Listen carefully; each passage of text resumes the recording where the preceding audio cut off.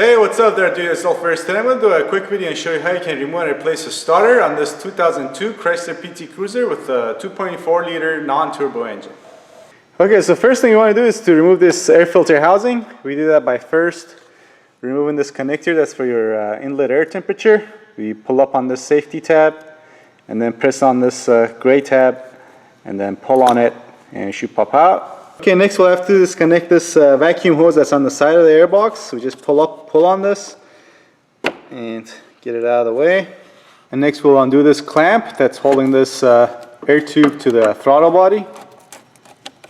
Okay, now we should be able to get this air filter housing out of here. First disconnecting this air hose, and then you just wiggle and pull up on this housing and it will pop out of place. Alright, like that. Next, on the back of the battery, there's a 14mm bolt that's holding this bracket in, so we're going to go ahead and remove that next.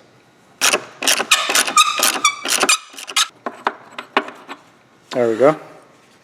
Alright, next we're going to remove our battery terminals, first with the negative side and then the positive side. Also, before we go any further, I don't know if you have noticed, but this car is missing a few parts. That's because I'm parting this out, but for the purpose of this video, just pay attention to whatever I'm removing in order to replace the starter, okay? That's the negative side.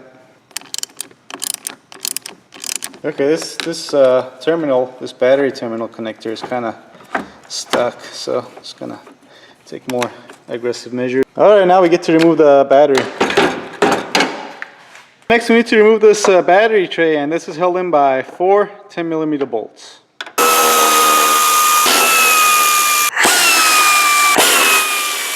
Excuse me, it's 5 bolts that's holding it in. I didn't see this one because it was hidden behind all the amount of corrosion that we got on here. Now we can get this out of here. Okay, here's a look at one of the mounting bolts for our starter motor, and this mounting bolt also holds in this grounding wire. So when it's time to put it back, make sure this grounding wire is reattached and stays connected. Also, there's a bracket that holds in this tube that's for your transmission fluid, that checks your transmission fluid. So make sure both the bracket for this tube and the grounding wire are attached when it's time to put this back. And again, this is a 15mm bolt.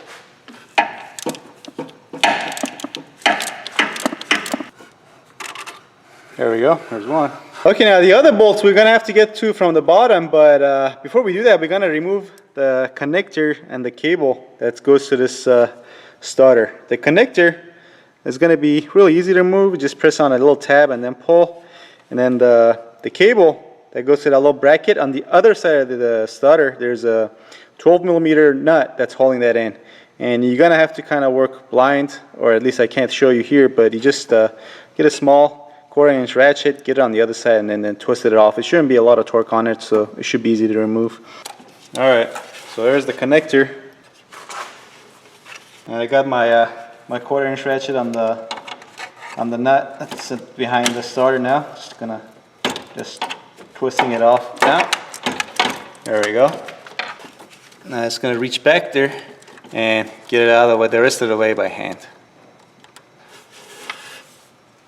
There's the nut. Now you just pull on this and disconnect it from your starter solenoid. Just make sure, because this red one and the green one, they come apart, so when it's time to go back, make sure you put them back on that stud, okay? Okay, now as far as where the bolt is on the lower side, well, it's nearly impossible to show you guys because space is very limited here, but here's your transmission pan.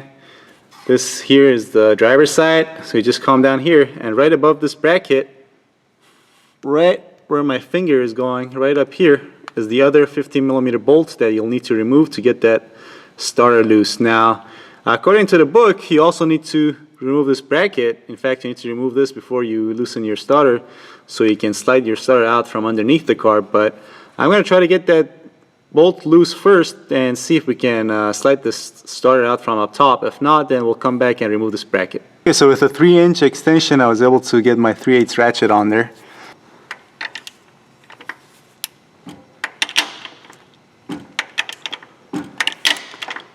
Yeah, we can't get a whole lot of clicks in, but once it comes loose, like it is right now, we'll be able to remove it the rest of the way by hand.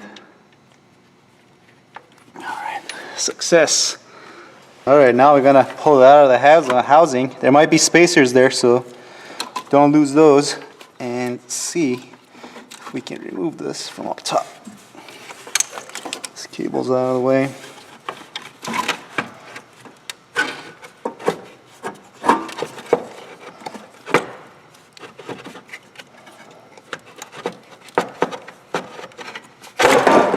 Yeah, we can.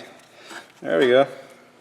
Okay, we got it out. It's and if I'm honest, it went a lot smoother than I thought it was going to be. Looking at different posts and you know, forums online, it looked like a lot of people were having a problem getting this out. Now I don't know if they have a different setup on their certain year on the PT Cruisers, but you know, I think they're all the same from 2001 and all the way up there, pretty much the same.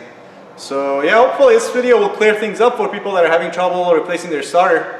Okay, so yeah, if you like the video, please give it a thumbs up and subscribe if you want to see more like it. I'll see you next time. Thanks for watching.